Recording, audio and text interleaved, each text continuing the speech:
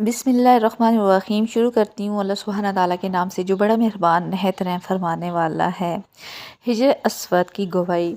आप सल्लल्लाहु अलैहि वसल्लम ने हिज्र अस्वद के बारे में फ़रमाया, अल्लाह की कसम, अल्लाह इसे क़यामत के दिन इस हाल में उठाएगा कि इसकी दो आँखें होंगी जिससे ये देखेगा, एक ज़ुबान होगी जिससे ये बोलेगा, और ये उस शख्स की ईमान की गवाही देगा जिसने हक़ के साथ यानी ईमान और अजर की नीयत से इसका इस्तेलाम किया होगा।